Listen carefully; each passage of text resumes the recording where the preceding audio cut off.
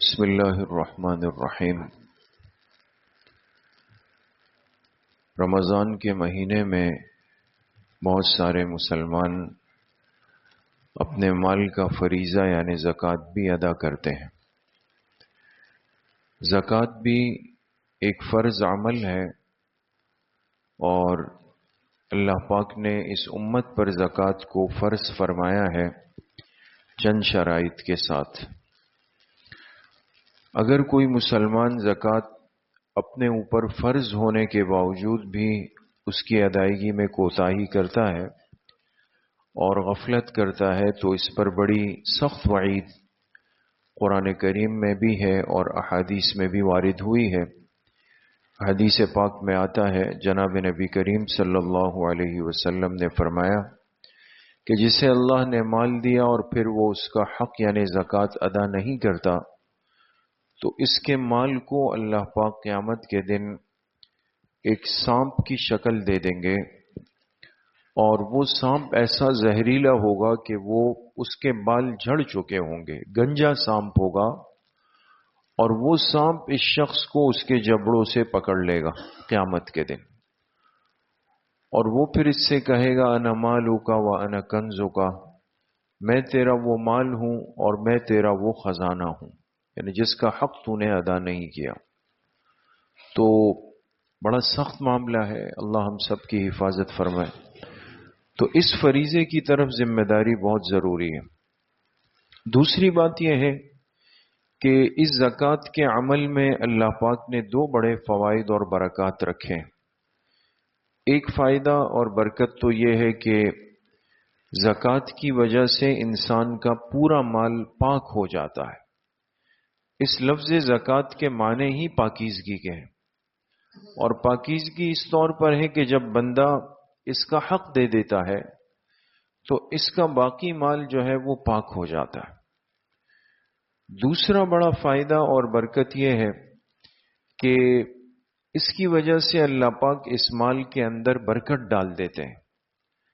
اگرچہ ظاہر کی آنکھ سے یہ لگتا ہے کہ 2.5 روپے چلے گئے، 2.5% چلا گیا اور اب کم ہو گیا، لیکن حقیقت یہ کہ اللہ پاک اس دینے کی وجہ سے مابقیہ مال میں برکت ڈال دیتے ہیں، وہ محفوظ بھی ہو جاتا ہے، بابرکت بھی ہو جاتا ہے، اور نافع اور خیر والا مال بھی بن جاتا ہے۔ تیسری بات یہ ہے کہ زکوٰۃ کی ادائیگی کا ایک بڑا مقصد اور حکمت جو اللہ پاک نے رکھی ہے وہ کیا ہے کہ زکوٰۃ کی وجہ سے مال کی جو نعمت ہے یہ ماحول میں، معاشرے میں گردش میں رہتی ہے۔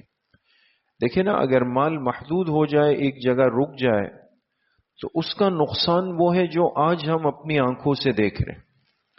اب اگر ایک بندہ مالدار ہے تو وہ سال بسال مالدار ہوتا چلا جا رہا ہے، ایک بندہ اگر تنگ دست ہے تو وقت کے ساتھ ساتھ تنگ دست ہوتا ہی چلا جا رہا ہے۔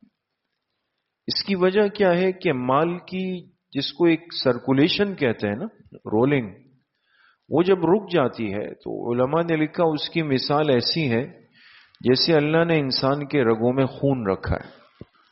انسان کب تک تندرست ہے؟ جب رگوں میں خون کی گردش چلتی رہے، ترتیب کے ساتھ خون کا دورانیہ چلتا رہے۔ خدا نہ خواستہ کسی کے جسم میں یہ خون کی گردش رک جائے تو پھر کیا ہوتا ہے؟ فوراً اٹیک ہوتا ہے، انسان بیمار ہو جاتا ہے، مفلوج ہو جاتا ہے، جسم بے جان ہو جاتا ہے، بیکار ہو جاتا ہے۔ تو جس معاشرے کے اندر مال سمٹ جاتا ہے اور افراد تک محدود ہو جاتا ہے، اس کی تقسیم کا عمل نہیں رہتا، تو اس معاشرے کا نظام رک جاتا ہے، جام ہو جاتا ہے۔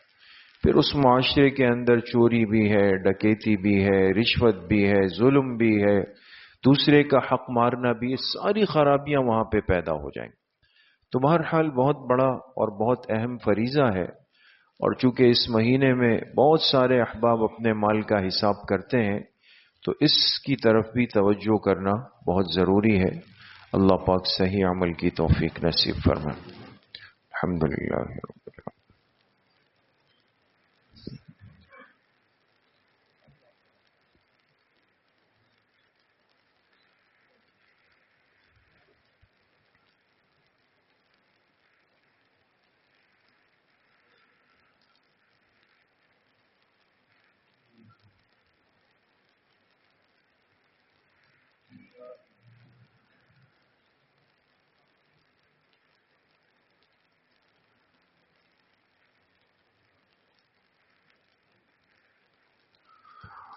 وصلى الله وسلم على نبينا محمد وآله وأصحابه أجمعين برحمتك.